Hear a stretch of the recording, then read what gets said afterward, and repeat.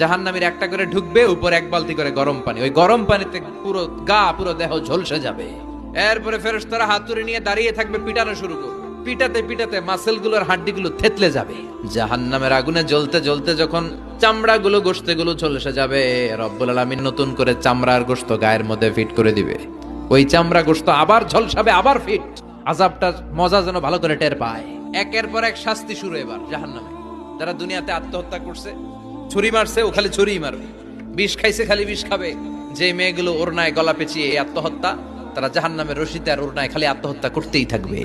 যারা স্মার্টফোনের ভিতরে ইন্ডিয়ান নায়িকাদের কোমর দোলানো ডান্স দেখেছে, অশ্লীল ভিডিও দেখেছে, জাহান্নামের গরম শিক চোখের ভেতরে ঢুকিয়ে দেওয়া হবে। যারা মিথ্যা বলতো, ওদেরকে এক লাইন জাহান্নামের ছুরি দিয়ে কুচি কুচি করে জিহ্বাটা কাটা হবে। অন্যের জমি মেরে খেয়েছে এরকম ডাকাই তাছাড়া নাই, 7 জমিন ওর কাঁধে তুলে দেওয়া হবে। এবার ঘাড়ে কর। গিবত করে চগল খড়ি আছে না নাই, তাদেরকে আল্লাহ জাহান্নামের তামা দিয়ে নখ বানায় দিবে, আগুন ঝরবে ওটা থেকে। নিজেরা নিজের গালের গোশত আর বুকের গোশত টেনে কুড়ে কুড়ে খাবে। ওদের ব্যথার চিৎকারে পুরো জাহান্নামটা থারথার করে কাঁপে। যারা যাকাত দেয় নাই, জাহান্নামের টেকো সাপ, যেই সাপ কামড় দেওয়ার সাথে সাথে দেহটা নীলাভ 70 গজ জামিনে ঢুকে যাবে। আবার সাপ ওখান থেকে ছোবল দিয়ে বের করে পা থেকে পেঁচাতে পেঁচাতে কোমরে একটা টাই